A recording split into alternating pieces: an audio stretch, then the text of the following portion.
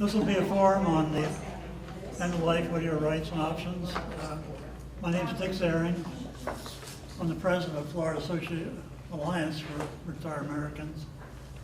And we have three panelists, and Richard Hatbook will be our moderator for today. And I'll turn it over to him. Thank you, Rich. I am the moderator. I'll introduce the speaker in a minute, but first I'd like to introduce the filmmaker over here, Jonathan Bierman, who is for hire. He does videos like you're seeing here that you can then send to your children and other loved ones and friends, even an enemy or two. He also converts VHS tapes to DVDs, etc. And by making that announcement, I think we got the 10% discount for our speaker. The speaker benefiting from that 10% discount, Richard Palermo. I'd like to say a lot more about him, but he gave me the introduction and won't let me deviate it from it. So let me say that he's a longtime resident of Jupiter. He has been active in the Death with Dignity movement for 20 years. He's published several articles on the subject in various newspapers, including the Palm Beach Post. And in his opinion, that's all you need to hear what some of us have already heard once is a terrific program on this subject. Would you join me in a warm Flora welcome for Rich Palermo? Today we're going to discuss the issue of assisted dying, an issue which last year received intense media coverage because of the tragic story of a courageous young woman named Brittany Maynard, who facing certain death from a brain tumor, moved to Oregon, where assisted dying is legal, and at an appropriate point in time, ended her life. I've been a member of one or another Death with Dignity organizations for 25 years, so it would be disingenuous for me to present myself as a neutral observer. And although there will be times when I interject some personal opinion, let me assure you that I will present the facts of this matter as fairly and objectively as possible. Back in the 1980s, there was a Woody Allen movie called Hannah and Her Sisters. Perhaps some of you remember it. In a particular segment of that movie, we see the Woody Allen character sitting in the doctor's office in Mount Sinai Hospital, and I will henceforth refer to him as Woody Allen, and he's waiting for the results of a brain scan that was taken in response to a complaint of headaches. And being who he is, he's becoming progressively more terrified every moment. Finally, the doctor walks in waving the plates and says to him, "Everything's normal, it's just tension." Well, he's on a cloud. He walks out on cloud 9, he goes through the front doors, takes a little leap in the air, clicks his heels together, and starts to walk, but within moments, he becomes aware of how tenuous life is, how suddenly it can be taken from us, and he becomes profoundly depressed. And that leads him to decide that he has to subscribe to some kind of belief system that will answer the question he now has about death and dying. And after investigating a number of different religions, he elects to become a Catholic because they seem to have the very answers that he wants so badly. In the next scene, we see him in his parents' apartment in Brooklyn. They're a middle-class, middle-aged Jewish couple. We don't see his mother. She's in the bedroom. The door's closed. We can hear her crying. He's in the kitchen with his father, and the father says, "So you couldn't wait till after we were dead to become a Catholic?" He said, "No." He said, I had an existential confrontation with death. He said, I had to know. I had to understand what happens. Where do we go? Don't you ever wonder? And the father says, "I'll be unconscious. I won't know." He said, "No, that's not good enough for me." He said, "I have to know." He said, "Otherwise life is futile."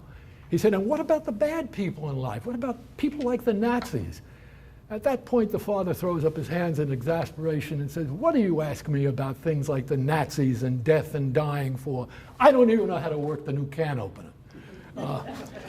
So, in the character of the father in that little sketch, what we see are most people. Most people who give scant attention to the subject of death and dying is the one subject that we do not want to talk about. Years ago, my mother told me that in polite society, one does not discuss religion or politics. Today, anything is on the table. You name it. Religion, politics, sex, incest, savagery, sadistic videos, whatever. Yet, if you wish to encounter a spontaneous brick wall, a conversational, spontaneous brick wall, the next time you're out with friends, talk about death and dying and see what kind of responses you will induce. This suppression of discussion regarding death and dying is tragic because death is one of the experiences that unites us all and can aid in our shared search for meaning. And because it deprives us of an opportunity to prepare ourselves for our own inevitable demise. Listen to the words of Unitarian minister, the late Reverend Forrest Church, regarding this matter. Quote, "When grandparents, parents, and even children died at home, death was an inescapable presence in our lives. Today, shielded from the intimacy of death by the cold, invasive, and antiseptic chambers of hospitals, we not only escape the full brunt of its mysterious presence, we also lose touch with how natural it is. We shall all die, joggers and runners, and couch potatoes as well, vegetarians and meat eaters, smokers and non-smokers, drinkers and non-drinkers, the virtuous and the wicked. To ignore death's inevitability is about as irrational and counterproductive as it is to obsess over it. And while we cannot avoid it, we can, under certain conditions, control the circumstances of our deaths. Those in the Right to Die movement call this control assisted dying or self-deliverance. Note that they use the phrase assisted dying rather than assisted suicide.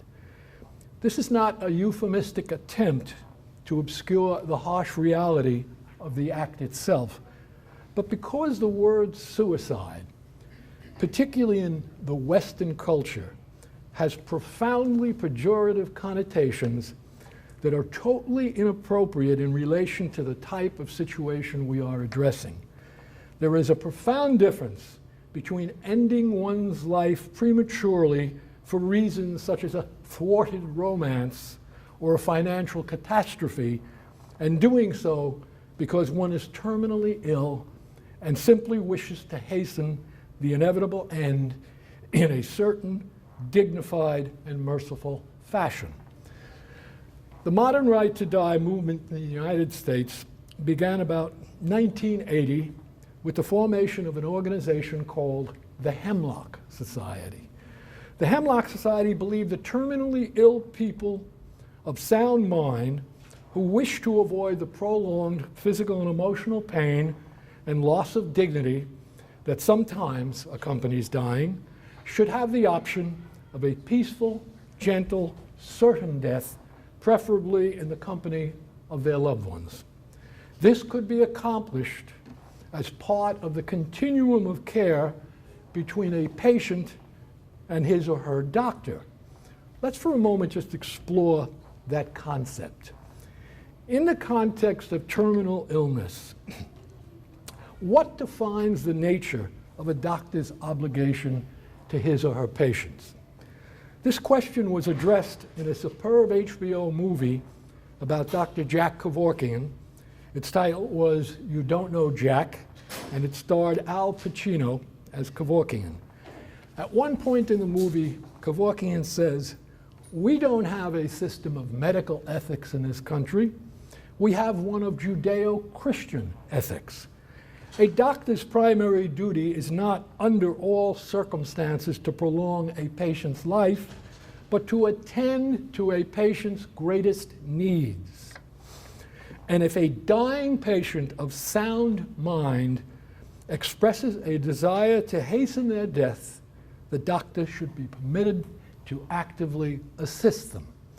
This is the way the system works in Holland and Belgium, where doctors are permitted to provide a lethal intravenous injection to terminally ill patients of sound mind who request such assistance.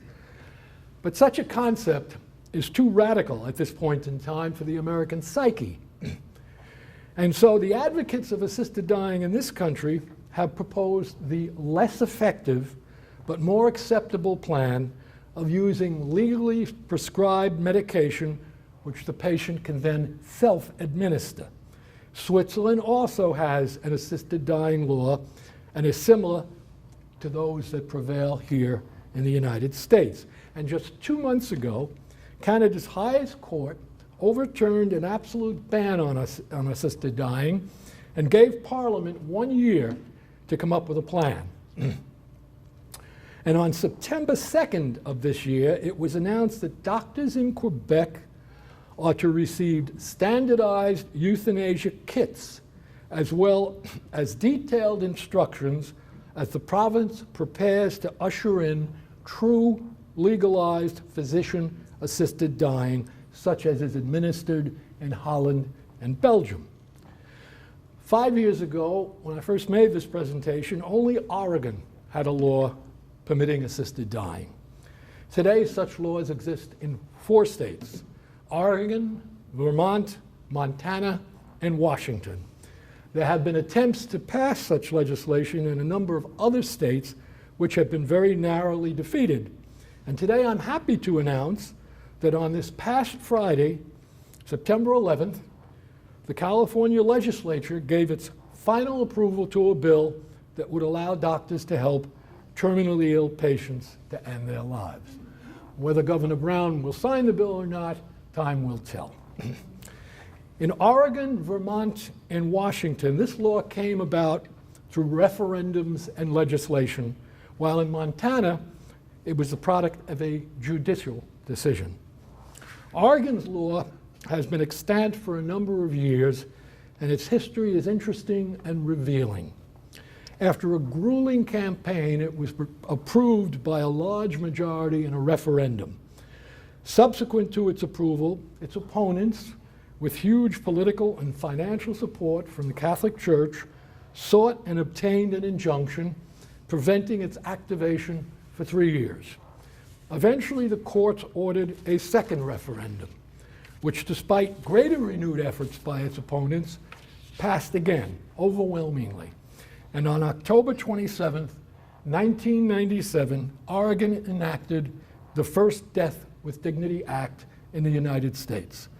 Subsequently, under the Bush administration, Attorney General John Ashcroft's attempts to overturn Oregon's Death with Dignity Act in the federal courts met with defeat and censure, both in the U.S. District Court and the Ninth Circuit Court of Appeals. Under the provisions of the Oregon law, the state is required to publish an annual statistical report, something we'll cover later in greater detail. It's no coincidence that the need for a humane assisted dying program has increased sharply in recent decades. Life expectancy has risen dramatically, as has environmental toxicity. The result of all this is that the number of people dying from chronic degenerative diseases, such as cancer, has skyrocketed over the last century. Currently, it is estimated that 1 in 2 males and 1 in 3 females will die of cancer. Let me digress for a moment and ask, how many here have attended a loved one from beginning to end who has died of a chronic debilitating disease like cancer? A show of hands. So there's several people at least.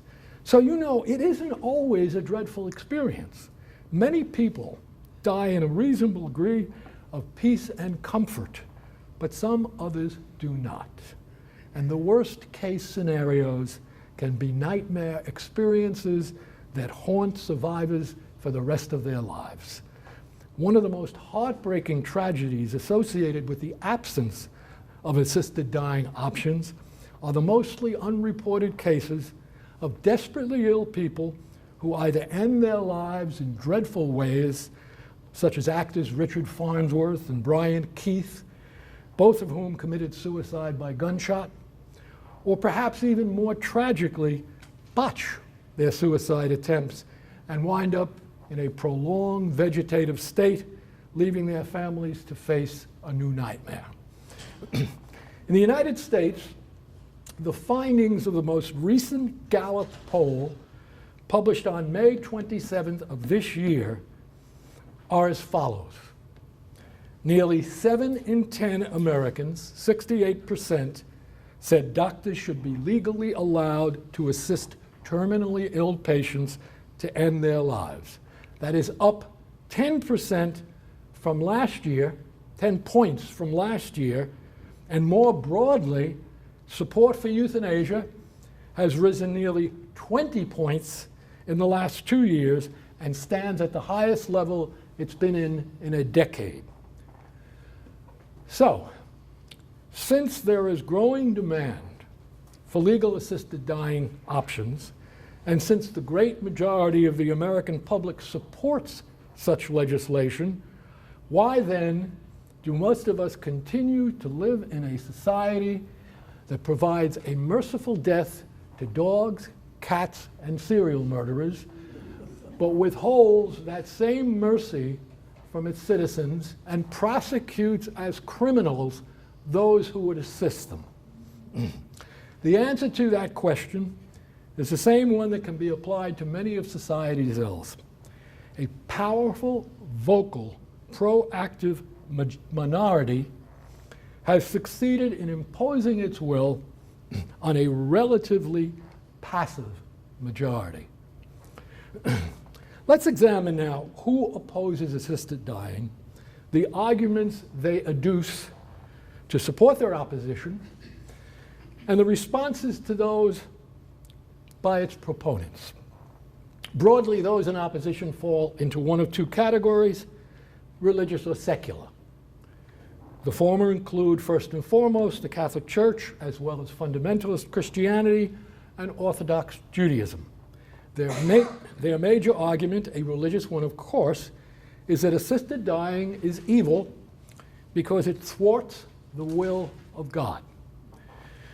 The position of the Catholic Church, the most powerful and proactive opponent of legalization, is a curious one to me. While permitting a terminally ill person to hasten their death, it makes a sharp distinction regarding the methodology employed to achieve that goal. Therefore, while it is consistent with Catholic ethics for a dying person who wishes to end their suffering to refuse all food, hydration, medication, and even palliative treatment, and thus starve to death, under no circumstances may they hasten their death in any proactive fashion. Now, in the rarefied philosophical realm of Jesuitical casuistry, such a wafer-thin distinction regarding what one may or may not do to hasten death may seem valid.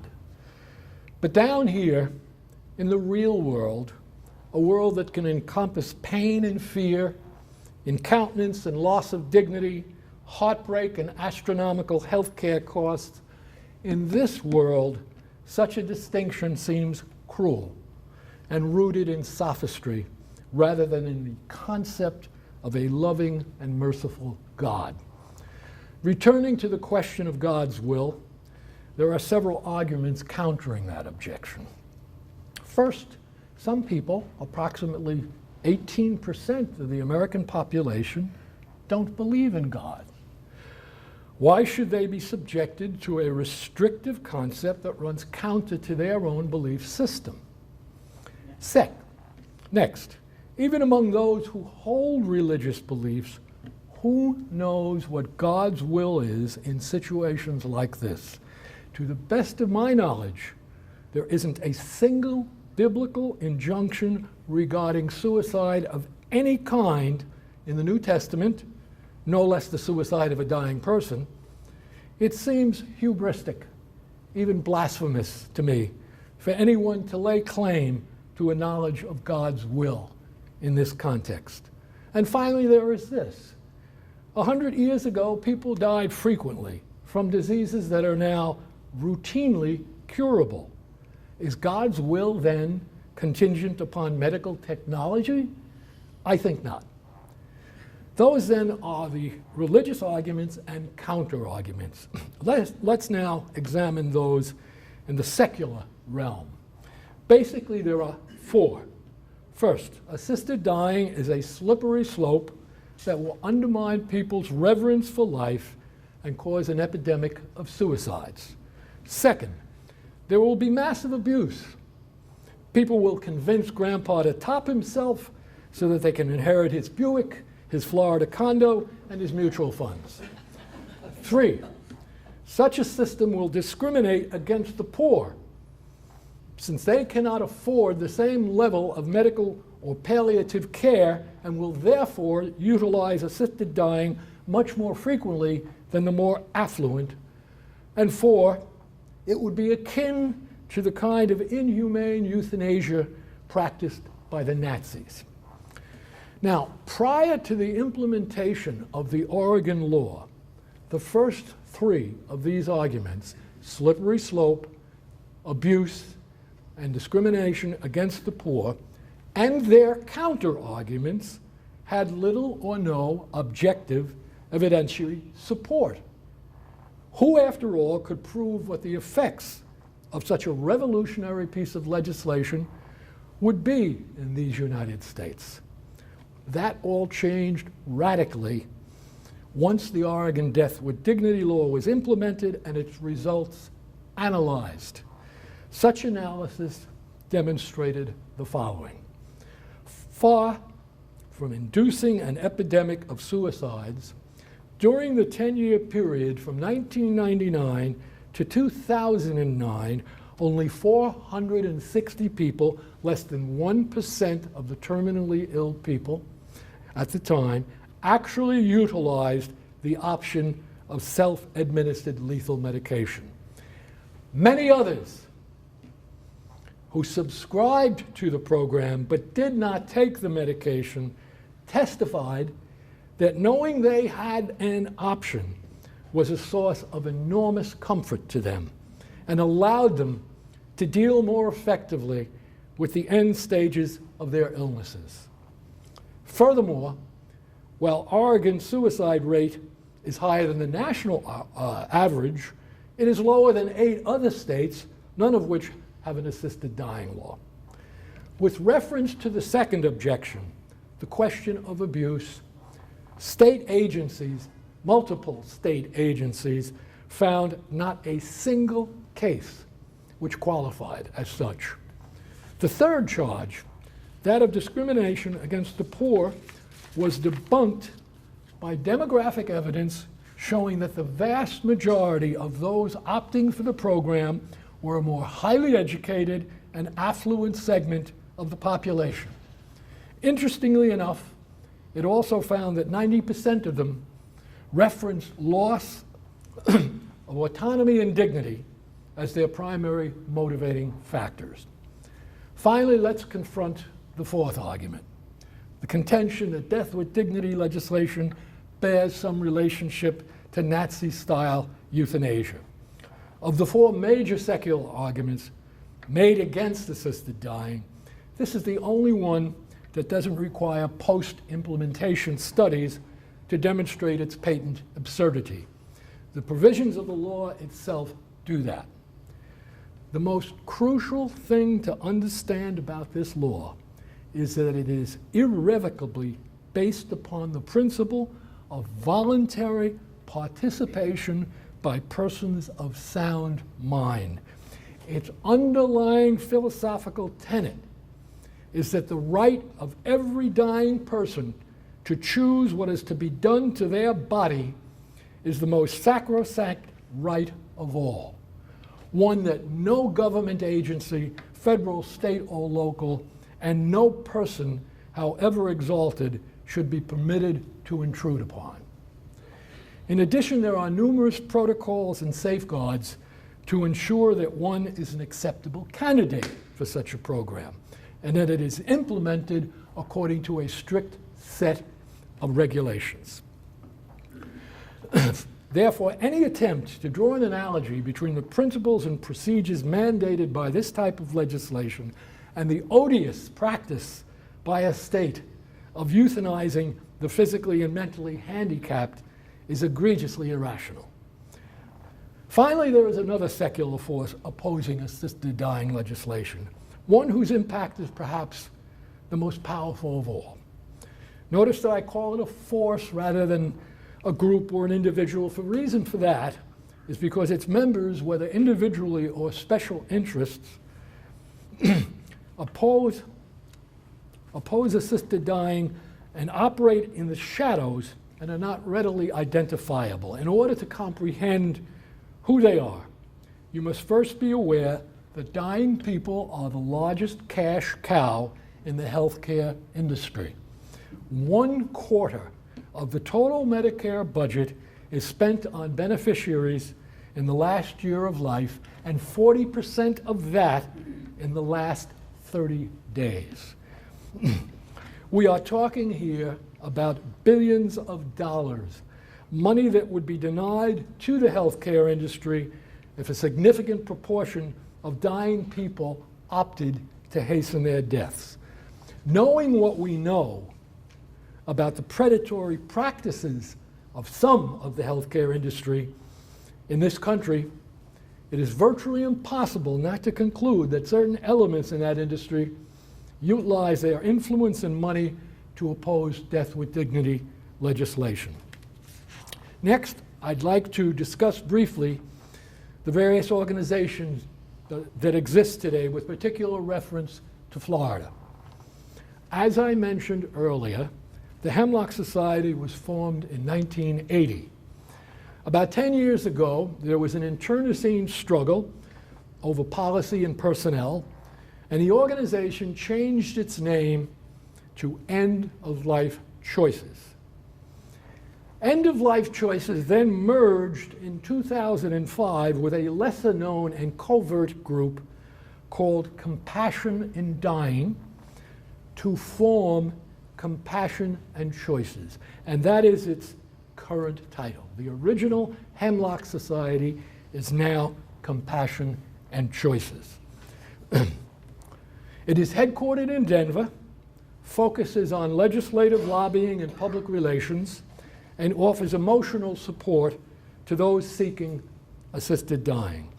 The information it supplies is limited to legal methods of assisted dying only, such as voluntary rejection of food and hydration. It is supported by membership dues, contributions, and has a paid staff. After the aforementioned internal struggle 12 years ago, a contingent of former Hemlock members, which included a number of the movement's pioneers, left and formed a new organization called Final Exit Network, which was headquartered originally in Marietta, Georgia, and presently in Tallahassee, Florida. Final Exit has no paid staff, is substantially more aggressive and proactive than Compassion and Choices, and while it approves of the need to seek legislative relief, focuses its resources primarily on educating, guiding, and supporting people seeking self-deliverance. The aggressive policies of such an organization, headquartered in a conservative state like Georgia, virtually assured an eventual confrontation with the state's authorities. And in February 2009, it occurred. The Georgia Bureau of Investigation ran a draconian sting operation, which resulted in the arrest of 4 officers of Final Exit, ranging in age from mid-60s to mid-80s, including its president, and the attachment of the organization funds and records. Those arrested were not indicted until 14 months after their arrests. Final Exit litigated, charging that the state had violated its First Amendment right of free speech.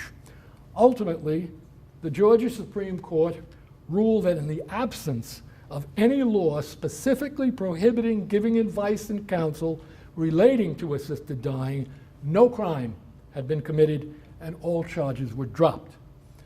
Other similar cases have been fought and won by final exit in Minnesota, Arizona, and other states. And while these have been significant moral victories, they've also been debilitating and costly for this organization, which is dependent on members' dues and contributions. Both Compassion and Choices and Final Exit Network are national organizations. In Florida, there is an independent organization called, rather confusingly, the Hemlock Society of Florida. Its purpose is to promote advanced directive living wills, advocate for patients' rights, and educate on right to die issues. Florida Hemlock also supports legislation for physician aid in dying. However, like Compassion and Choices, and unlike Final Exit, Florida Hemlock does not supply information, support, and guidance to those seeking to hasten their deaths. For those who are interested in one or more of these organizations, you'll find the contact information in the papers that were passed out. You'll also find copies of 2 articles, one written by author and journalist Anna Quinlan that appeared in Newsweek magazine back in February 2002, titled In a Peaceful State of Mind, and a more recent New York Times editorial. In closing, I hope that today's presentation induces some of you at least to take a more active stance on this issue. It is, after all, an issue of civil rights. And I would urge all, whether or not you subscribe to the concepts that being advocated here, to fill out advance directive and legal health surrogate forms and send copies to your primary care physician, your attorney, and your local hospital. For those who haven't already done this, you can download all the necessary paperwork from the Florida Hemlock website. Finally, and most importantly, discuss the issues surrounding death and dying with your loved ones. Share your feelings, fears, and preferences with one another. This is the most effective strategy you can possibly utilize to strengthen those psychological resources that will allow you to confront with relative equanimity the prospect of your own demise. I leave you with 2 admonitions from the Roman philosopher Seneca. First, the wise man will live as long as he ought, not as long as he can. And second, every man ought to make his life acceptable to others, but his death to himself alone. Thank you.